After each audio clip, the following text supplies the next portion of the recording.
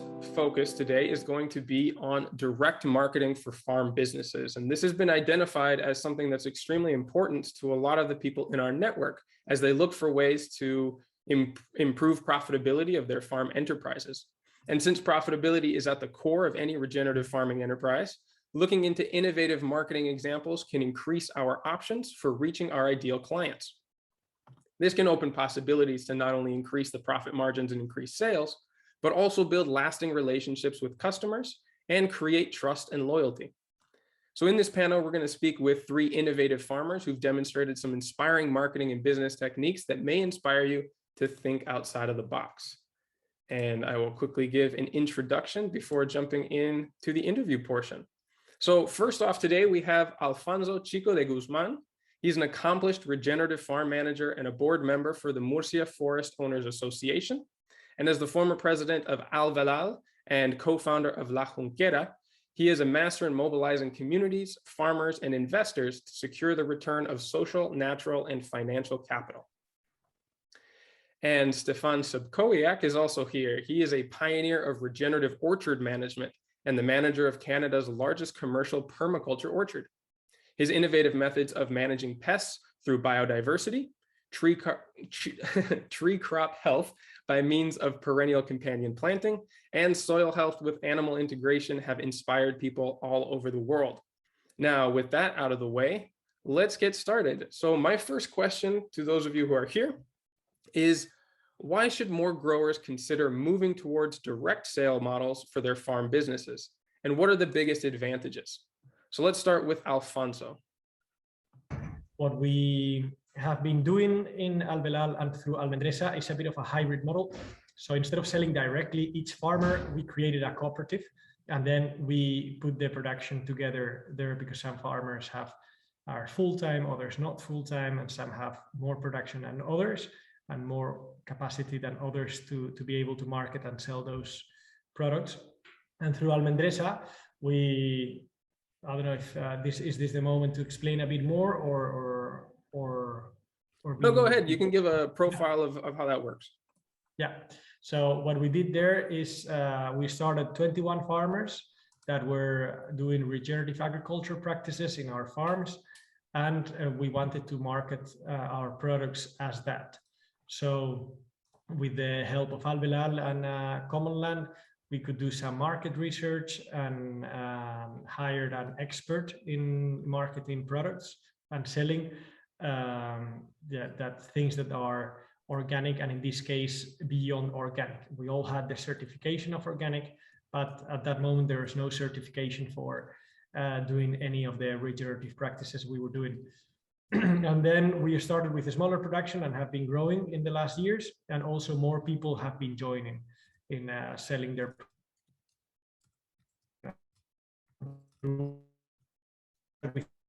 we expanded more products, but also some of those products, now they created their own cooperative to organize it better and to also be a bit more decentralized. And that's working really well in the sense that it has a much higher demand than what we can offer as a production. And we are growing, more and more farmers are participating. I think now we are more than 40 farmers selling our production through there. But yeah, there's just one client that would like to buy 10 times more than what we produce all together combined. I think we have around, last year was, I think, near 200,000 kilograms of almonds in shell, but we need to get more. So that's a bit of that is quite an effort to get to other people, to other farmers, that they are committed to this, that they don't join just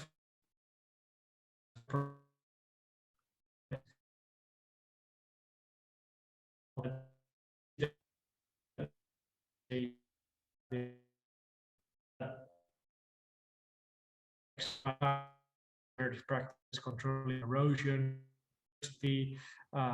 improving soil as well. There's certain things that you have to do on how your farm is. But for example, you have to add organic matter to the soil at least every other year. If you don't have enough biodiversity, you need to have hedges and borders that you should plant some aromatic plants or other things depending on how your farm is. you should leave a full ground cover at least autumn and winter, and then slowly you should move into improving that ground cover within other months of the year through lines of vegetation or similar things. And if you have a lot of erosion, also you should, with the years, build more swales, dams, ponds, these lines of vegetation or these hedges that go on key line or on contour, things like that. So in a way, the marketing them through this and getting that extra price, let's say the client is helping you finance the regeneration of your plots. Fantastic. Yeah, we're going to come back to this model. And it's one of the reasons why I really wanted you on this panel, because there are a lot of people who are producing at a large scale, and it's not practical, especially if they're part-time farmers, to be handling all of their direct marketing themselves. So we'll come back to that. And Stefan, great to have you here again. Can you tell our listeners about your innovative U-pick market for your agroforestry crops, as well as many of the other things that you have integrated in order to sell a variety of products to your customers? Yes, thank you, Oliver. Your question originally was, why should we direct market? That's true. Let's go back to the beginning. And the why is really important. I looked, my original spark for doing not just direct marketing, because I've done direct marketing the whole time, but U-pick, which is really unknown. It's hardly known in Europe from what I've seen. Maybe in Spain it is, but certainly in France, in Switzerland,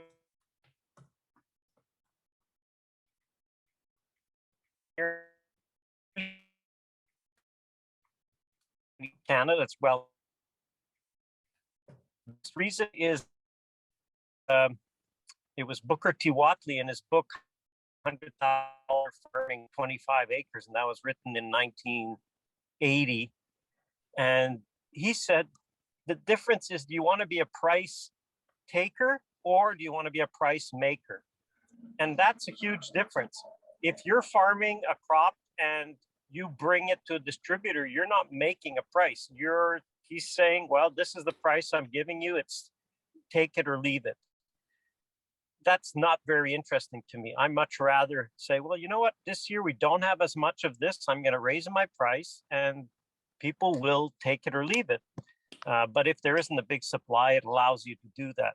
And that's, to me, one of the most important is being able to set a price and adjust it as you like. Yeah, that's essential. And so do you want to give us an overview of how it is that you move the products that you produce? Yeah, so we do it. It's a U-pick, which is people come to the farm and they pick. So it's really that, you pick it. That's the whole model of U-pick. The twist to it is that we are not open to the public. We're only open to people who have signed up and are members. So they join, it costs them, in this year, it's $60 a year.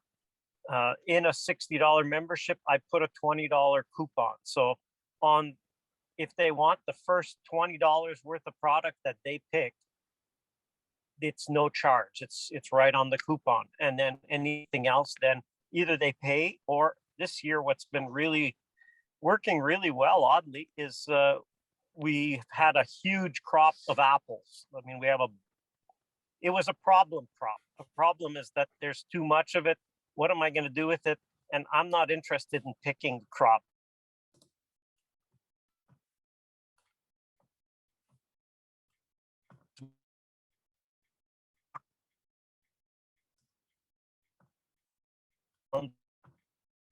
Kilos. So people got the email, they're members, and they go, wow, this was new, because it wasn't even in the original agreement for membership. It's just because we had too much apples. So normally we sell apples at $1.50 a pound, which works out to, yeah, on 160, it's $240 of crop that we're giving them free just for being a member, just because, hey, this year we got a lot. It's a problem crop. I mean, it's a good problem for them. So whenever I have a problem with the crop, I like to transfer it on to the members. And now it's up to you to deal with it. And it's been very impressive. Our early apples have been absolutely cleaned out, which is fantastic because there's no waste. But we've also, so it's like, well, where are you making your money? Because you're giving away all this crop. We've had great weekends because that has been a big draw. So there has been a lot of people. And when they come, oh, well, oh, you also are, you're selling eggs. So we've been sold out of eggs. Oh, you have some pears. We've been sold out of pears. We have cider vinegar. So we've been,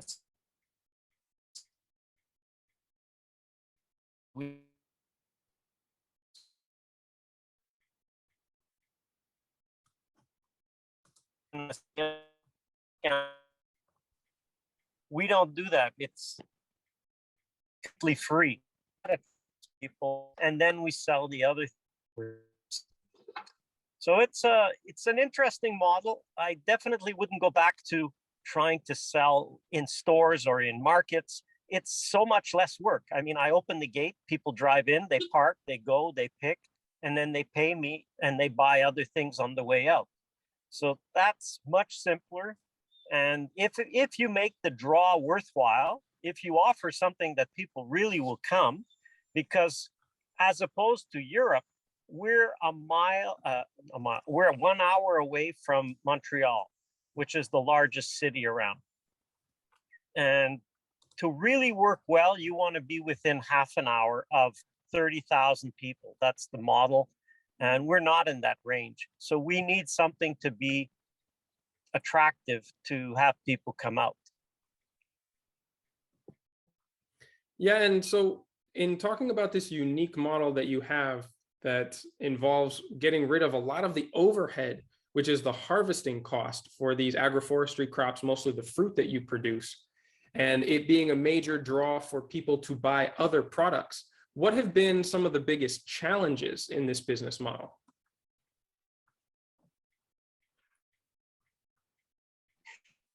If it's a rainy day, well,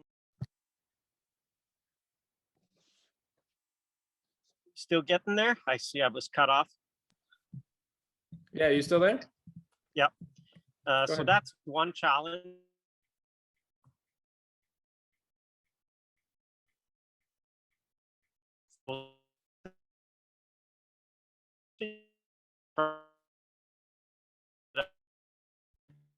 That's it won't work always the way you hope to. That's real. You got to be flexible. It's not like, and be willing, and if it's needed, be willing to harvest some crop. I really don't want to harvest much. So what we do is when we have too much still left, we just put tarps and we shake the crop, we shake the trees, we pick them on the tarp, we bag them all, and we sell them just bagged as they come. Actually, we sell probably more to deer hunters than to anybody else because they don't care what the quality is. It's going for the deer in the woods. And so that's actually an oddly simple market. And this happens to be the time when people are beginning to feed deer and to prepare them for deer hunting season. Oh, that's a really cool story. I wouldn't have thought that deer hunters would be a major market for apples like that. Alfonso, can you tell me about some of the challenges that your cooperative model and bringing together many different producers has been in either figuring out quality control of the product that you're putting out, or simply just getting a consensus with working with so many people? Yeah, there's always many, of course, when you work with that model, and but things that I can think of, well, difference in management of how you do things. Yeah, we set up certain standards of how clean and the product has to come, also on the dates of when they have to come, and all of that. But a lot of people are not really used to that. They're used to just like pick it up and then put it in their transport that maybe they haven't really cleaned it up well enough before that, or maybe that they just want to do it today because they're used to bring it to these very big cooperatives that work in the area, and they just take it. It's quite hard because I said, hey, if you don't bring it super clean, you have to take it back to your home. We are not receiving it. And especially the first year, Sam got really angry about that. Now it's not a problem anymore, but at the beginning it was quite a challenge. And Sam said, like, okay, then I'm leaving and I'm never gonna do this again. And all they maybe didn't understand that, those first standards, because also this area was a place that there is a high production, in this case of almonds, but there is not really any brand or direct selling of this product coming out from here. But at the same time, is I think one of the best quality almonds you can find in the world. And so rain-fed, the production is not very high, but the quality is. And there is a huge potential there, but there's not a history of selling it like that. So you have for making decisions, we wanted to start selling very fast, but we didn't have the right bags, we didn't have the right design, and the manager we hired was a very perfectionistic person. And many of us, and I must admit, I was included in that group, we just wanted to start, and I said, come on, don't be so picky, just start sending it, start selling it. We don't have to wait until everything is very perfect. But fortunately, he didn't listen to us, and he waited to start sending until everything the package was made of like some vegetable material, and it was compostable and easily to recycle. And it was like that time, it was 4 years ago, the first time that we saw a package like that in a product like this.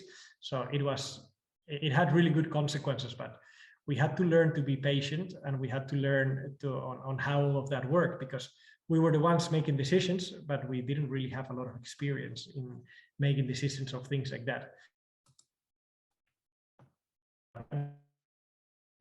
We think that we'll have, sometimes it's not as easy as you would think to make a decision, or a strategic decisions especially. But yeah, with time, and if you're persistent enough, yeah, you end up, it's going well. So it must be that we are doing it well. Yeah, that's quite an incredible journey of the startup and the coordination of so many moving parts. And Stefan, I'm interested in, what was the startup process for your business model? I recognize that it's a little bit more common in Canada to do U-pick, and so you didn't have to start from scratch. But given how you manage your orchard and some of the unique things that you offer, was that an asset to bringing people further out in order to find you? Or were there some hurdles along the way to the marketing side of things? Yeah, it was, that way of doing it, especially by membership, was not, it wasn't known. Nobody had done that in this region. So people were used to, oh, it's a U-pick, so you can just come in open days and come and pick. So in the beginning, because I had tried being open, just open to the public, I did that in the beginning.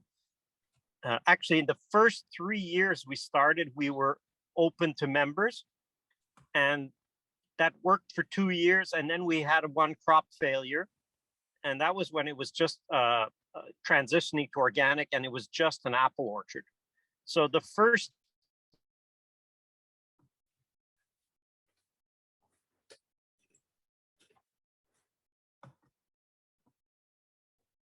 out to pick, they want to leave like you do when you go to a grocery store, and you don't go for just, say, almonds. You'll go and you'll get almonds, and you'll get some bread, and you'll get some eggs, and you'll get whatever else you need. So the first people who came, they would ask me, okay, I got 2 boxes of apples, what else do you have? That's when I realized, oh, I got a problem here, because I only have all kinds. So I'd say I have another kind of apple. Say, no, we don't want more kinds of apples. We got enough apples. We want something else. Just to, and you have to put yourself in somebody's mind. If they've driven an hour or 45 minutes to get to your farm, they want to make it worthwhile for their travels. So you always, if you want to attract people that way, you have to make it worthwhile. That might mean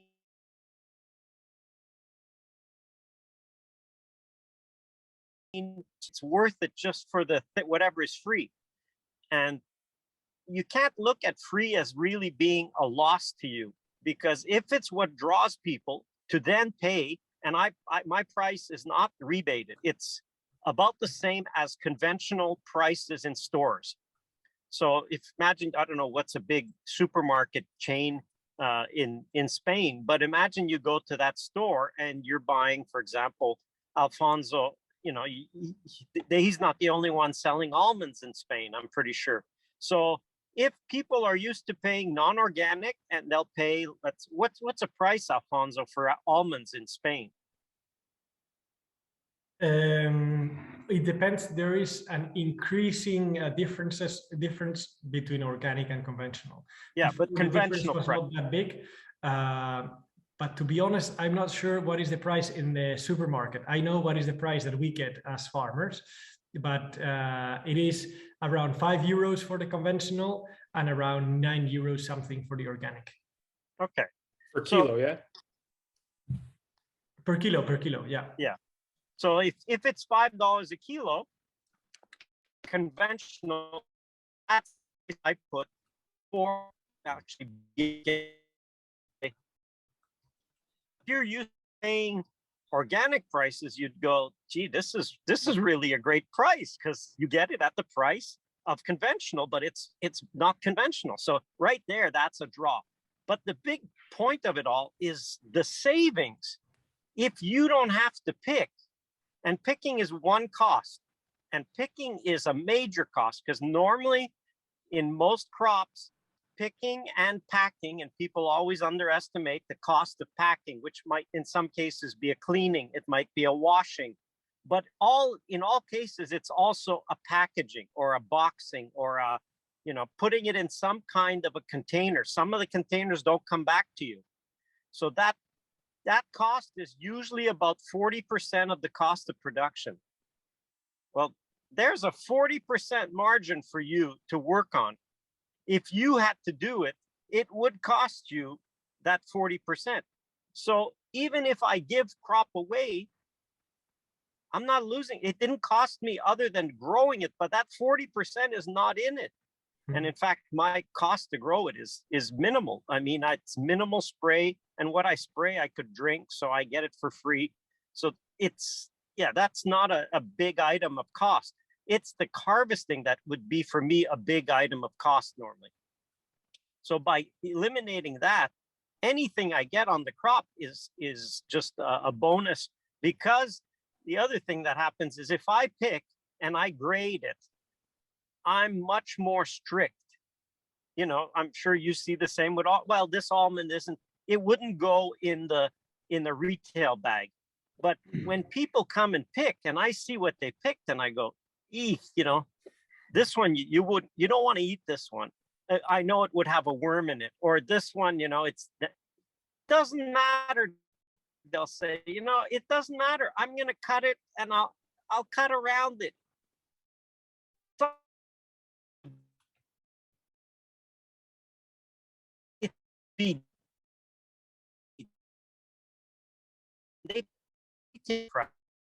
So it's like, wow, they're paying retail for things that I wouldn't even have put in a basket.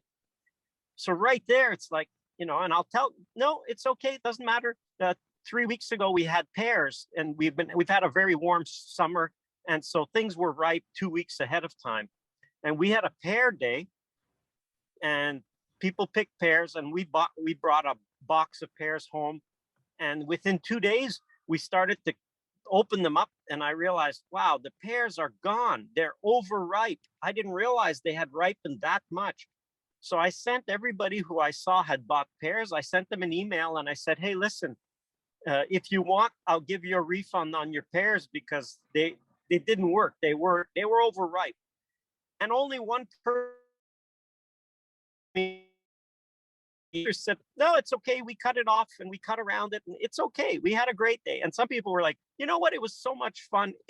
That's fine. It was, because when people come to pick, they're not picking like if I'm picking to harvest crop. They're picking as entertainment.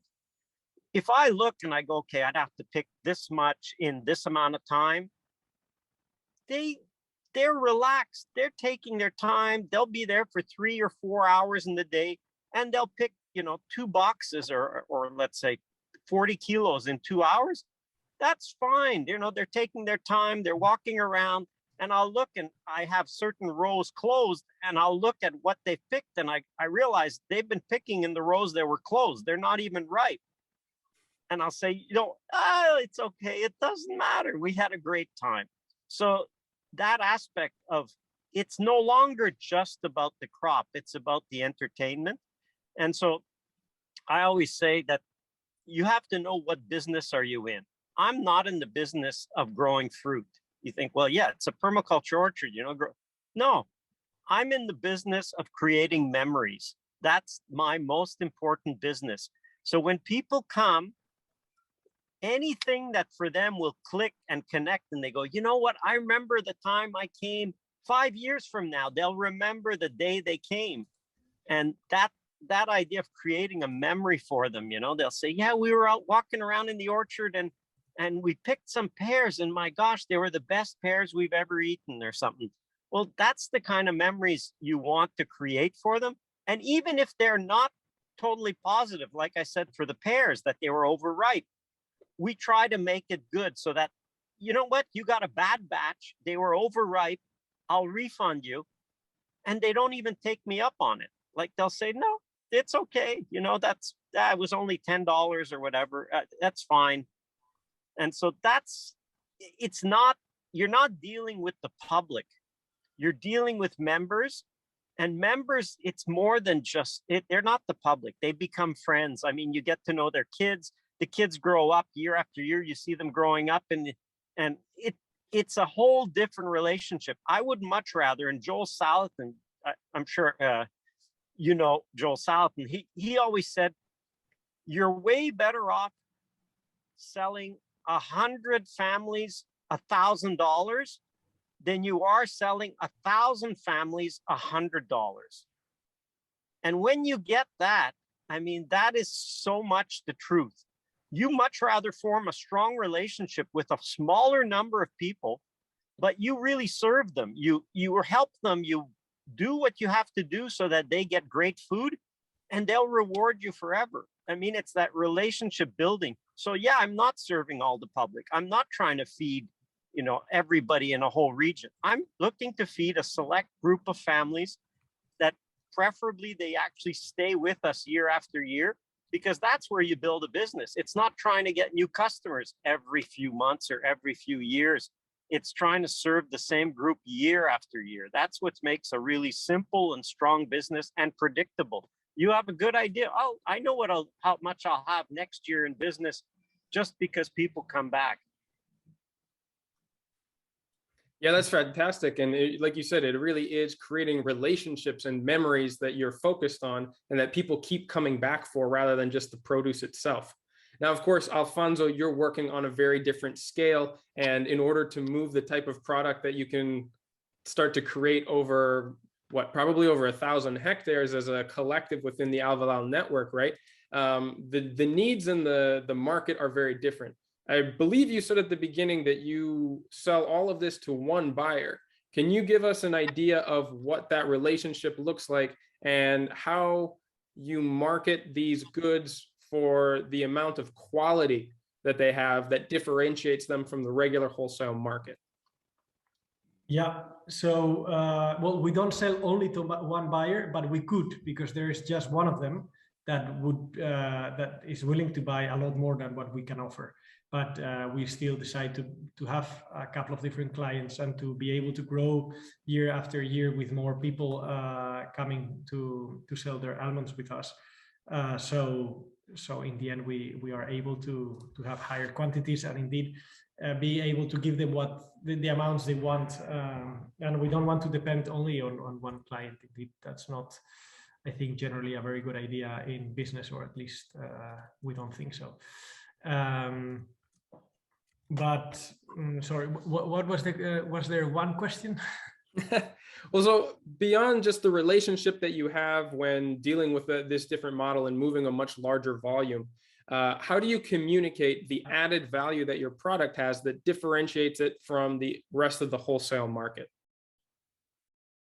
Yeah, so all the clients come and visit. I think most of them every year, and some of them every other year, and they visit the farms where we produce, and then we explain what things we are doing different and why what we are doing is different and is worth having a premium price, and what we are doing with that premium price by investing it back, and why that is important for us. And that is the main way. But because some of the clients, they do market it as well as, hey, these almonds are special, they are from this place, from this project, and they grow it in this specific way. But some others, they don't even say it, because they just recognize it to us, and they pay us more than others, but they don't have the need maybe to say to the clients that they are more special than any other almond, organic almond that they have, but they do pay to us at a higher price than they buy it from others. So they are quite committed themselves without really getting themselves an extra price. But yeah, the ones that they do, they tell the story. They link normally the website of AlVeLal, of Almendreza, and they explain a bit what we're doing, and it seems to be quite successful. And indeed, that creates that luxury problem of having more demand than.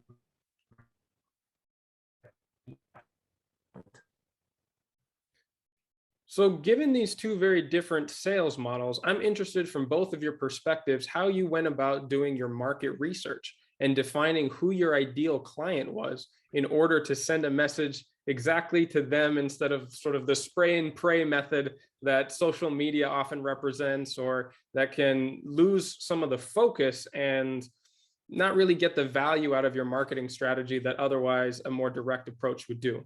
So Stefan, you want to start with that? Yeah, that I like the spray and pray. That was kind of, I mean, my attitude is just start. So we actually started. Now, this will date you guys because I can see by your pictures, you probably weren't around when we even started. And so we actually started with direct mail.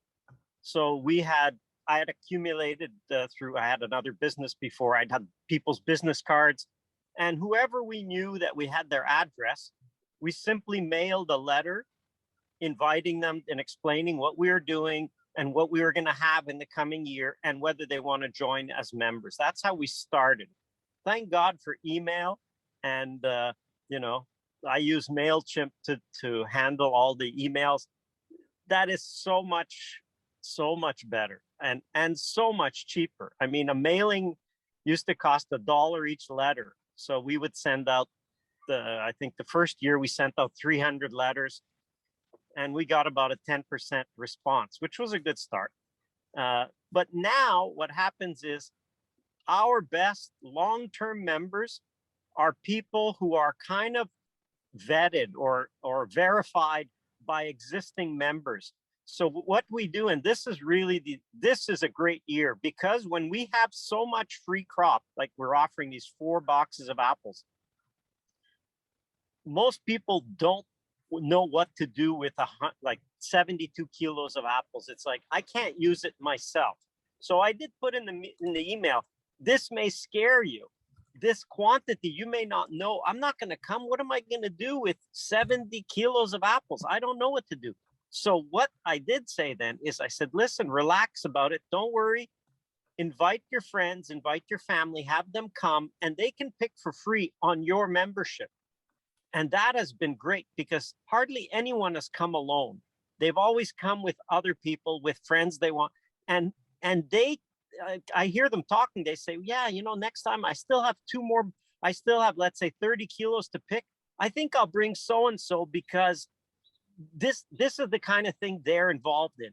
So that to me is the most valuable. How you start, listen, start. If you put the word out, social media and so on, it helps. I mean, yes, I have a YouTube channel and that helps a lot, but actually so many of the people that knew this year said, oh, I've been watching your videos for a few years. And so it helps. It's a great way. However you get the word out, and just talk about what you're doing. You know, like Alfonso should just do a video on a tour of not just his, but his other members' properties. And people see that and they connect. Because if you ask the first time, hey, do you want to join? Chances are they won't. You have to form some form of a relationship, whether it's social media, whether it's, you know, try direct mail, however you want to do it. Or if you can, free PR has been incredibly useful. There are a lot of people who are still in the traditional media. Get magazine articles written about, you know, I can hear, Alfonso, your project, I'm sure you would interest a magazine that is looking in healthy food. And they say, wow, we want to profile, you know, a conscious grower, and here's a co-op. And wow. And I'll tell you, one article can completely sell you out. Just one. And I've seen it happen where the right PR, it'll clean you out. You're going to be fielding so many emails or telephone calls that you're saying, sorry, you know, and to be able to say, and this is the power of it, to be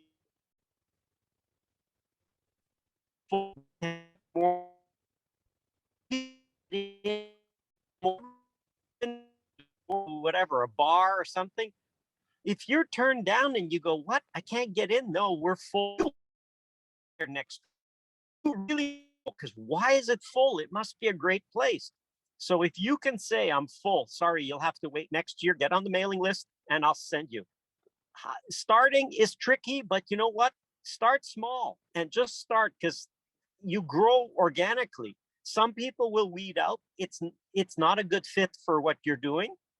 But then the people who are your people and they know you, and they'll go, oh, that is, and once you get, if you get 50 families or, you know, that are faithful and they have a winter supply of almonds or whatever you're, you know, I see there's 40 something people on the call, whatever they're growing. If you get a few faithful people, I mean, that's all it takes for this crop or the other crop, and you'll be cleaned out.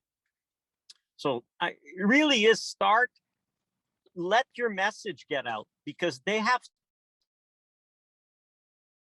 want to know, are you in line with their values? Are you growing the way they want to get? Because people want to reconnect with their food so badly. It's crazy. I mean, I had 3 years ago, we had a lady, and that's where it really made me realize how disconnected people were. This lady went to pick in the orchard, and right now we have chickens in the orchard in different places fenced in, and she went and she came back and said, oh, you're selling eggs. Yeah, I said, we're selling eggs. Just how much more would it be if we go and pick our own eggs? I was like, what? I didn't do that, but I was in my head, I was thinking, this lady wants to pay more if she can go pick her own eggs.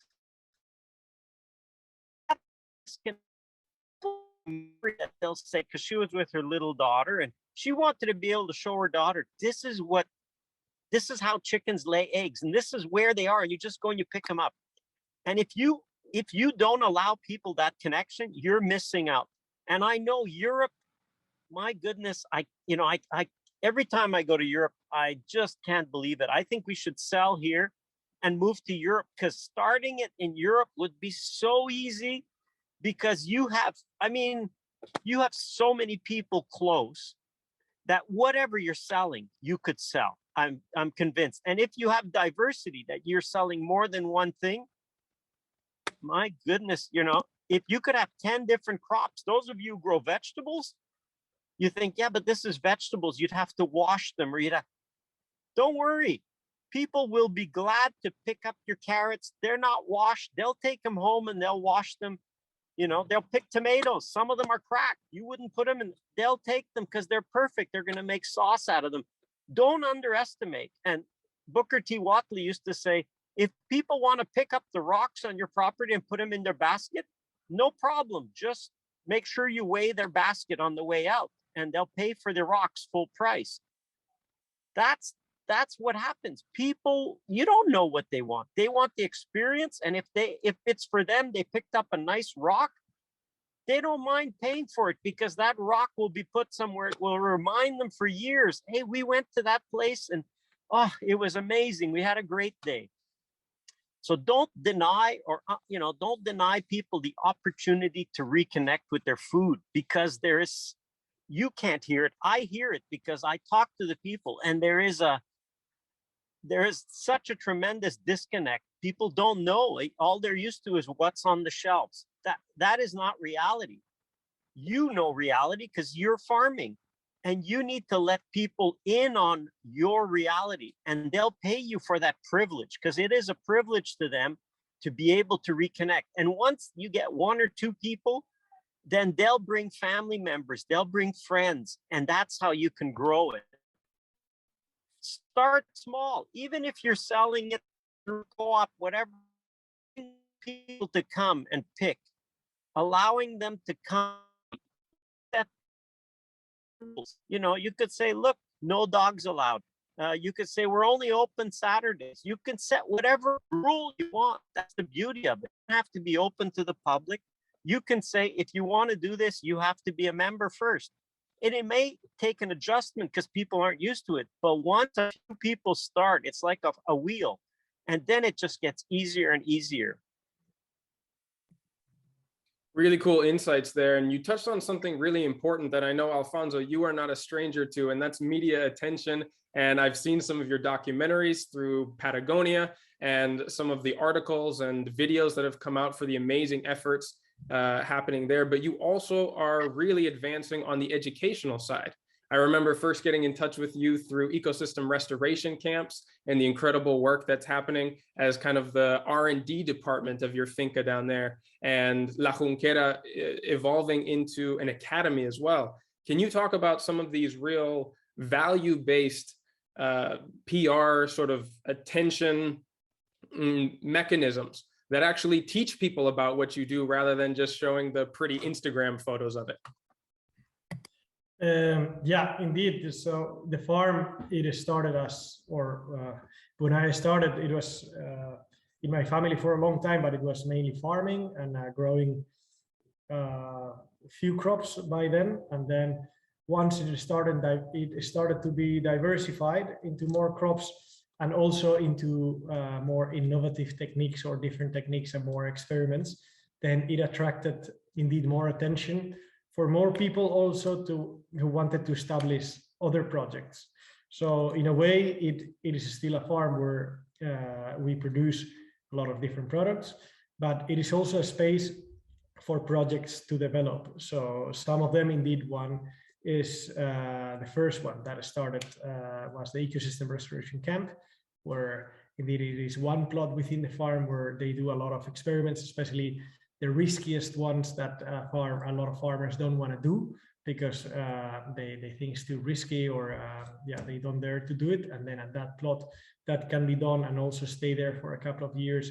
And then you see the example of these techniques.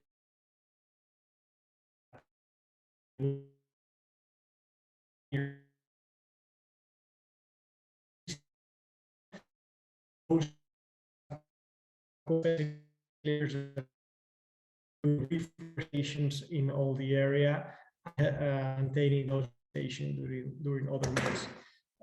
The other main project is the academy, and indeed that is an academy where students come mainly to develop their research, their master thesis, or some internships about some topics that we want to know more about. Indeed, how does the soils work with trees or with grains, or intercropping this and that, or doing these lines of vegetation here, or how is the biodiversity on these hedges that have this type of plants, or these other hedges that we planted with this other type of plants, or how does the biodiversity in the ponds affect the rest of the farm, or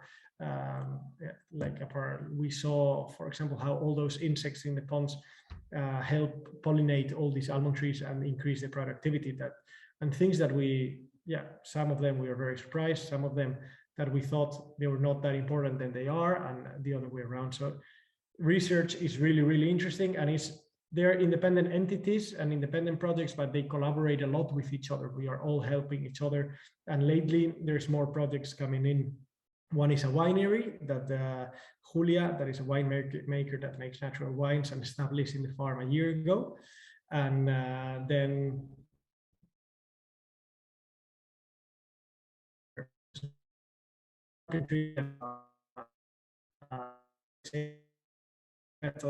and other people that they do more social media in projects related with ecosystem. So it is starting to be indeed I spend more projects all related with ecosystem restoration or regenerative agriculture, but not necessarily all managed neither by me or not owned by me or by the farm or my family, but by different people. So I think that is very helpful for all of them. They feed each other and they help a lot each other. So that is also indeed attracting a lot of attention, because each one of us has a different network of people, and that also we host open days that we try to explain what's going on, that sometimes we first have to have a meeting to explain ourselves what's going on, so we can explain to other people, because it's changing quite fast lately. And then in those open days, we are able to sell also directly to the people who come a more amount of products. But we have also a similar problem of Stefan, that we are, the closest city we have is Murcia, and it's almost an hour and a half away. And I think people here are not so used to drive that long distances. But I think after hearing Stefan,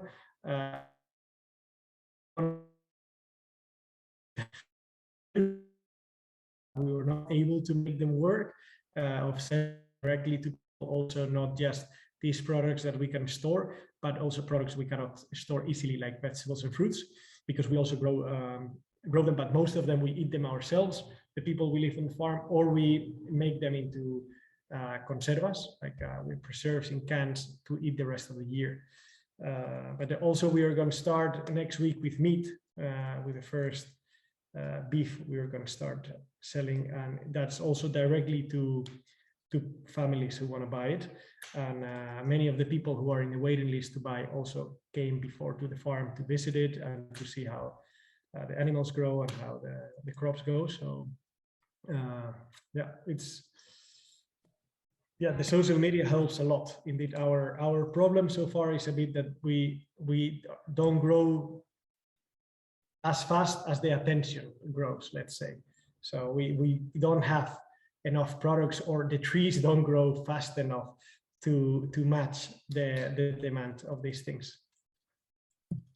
Look, Alfonso, before we go into the question and answer portion, I'm curious what advice you would give to people who are considering getting into a cooperative model or joining an existing one. What are some of the main learning experiences that you've gotten from helping to run the AlVeLal organization?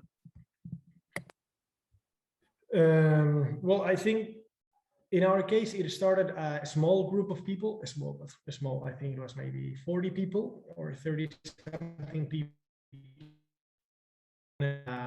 We didn't know all of us. Like in my case, I almost didn't know anyone when I met them 6 years ago, and other people did know each other. And I think from that group, then it is very important to grow indeed organically and not to go like to very big numbers very fast, because then you need to trust those people that you are working with. And I think in this place, or I guess in many other places in the world as well, you don't gain that trust that fast. For example, for selling or for creating this cooperative to sell together, we were quite surprised at the beginning, but these people do want to do regenerative practices, or regenerative agriculture. They're already kind of doing it. They do want to get a better price, but they don't dare to sell through a new system. And a friend said, yeah, because they're used to being like scammed for 2000 years, or people to rob them or to cheat them. So you don't change to a new supplier or client that fast, even if it sounds very beautiful, or even if it has a record of 2 years. 2 years is nothing compared with 2000 years of being cheated. And that's very deep in the brain. So yeah, I did not get frustrated of growing maybe slower than what you would like, but with that growth, I think is also a lot more stable. And in AlVeLal, for example, that is the cooperative where a lot of projects and people are. We are around 300 members or 300 something. I didn't check lately, but we grow maybe 10 or 15 people a month, and I think that's a good amount. It would be maybe a bit scary to grow 100 people in 1 month, but yeah, indeed, go slowly, but not stopping. So and yeah, go a bit with the flow, and not be too worried about if your projections and imaginations of how it would be in a year is totally different, because sometimes it also happened that I thought, yeah, we will grow in this or that 20% next year and another 20% next year. And maybe you don't grow in 2 years, and then another year you do grow what you didn't before. And also that's very typical of farming, that you plan a lot of things of what you're going to do with the profits of the crop this year, and then you're going to do this and that's going to do that, and then you have a late frost and you don't have a crop. Oh shit. And then you have to plan everything again. So yeah, adapt, be very flexible. I think that's an advice I would give. Be very flexible. Yeah, that's solid advice for sure. And I'm sure everybody here who's had any experience farming can relate to those experiences as well. Now, Stefan, you've really outlined a very innovative model for a lot of people here in Europe. Can you talk about some of the expectations and advice you would give to people trying this out for the first time, to give them sort of a realistic idea of what to expect? I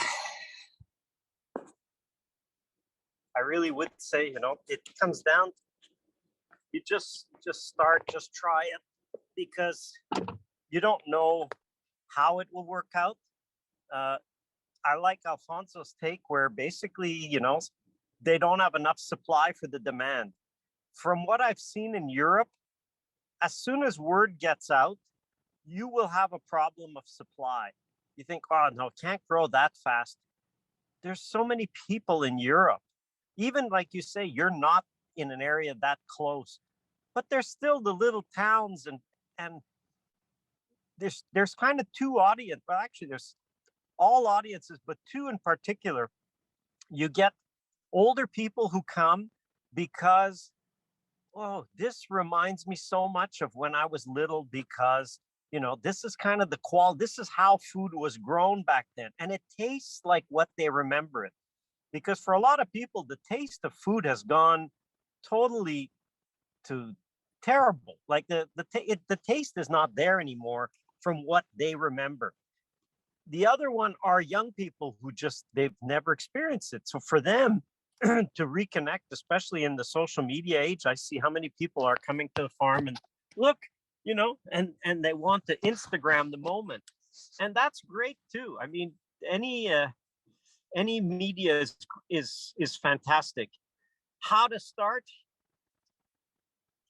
Imagine the worst case scenario. What could be the worst case? Oh, we get people come in, and maybe if you have animals, they don't know, they leave the gates open and your animals run away. Maybe if you have trees, people are going to climb.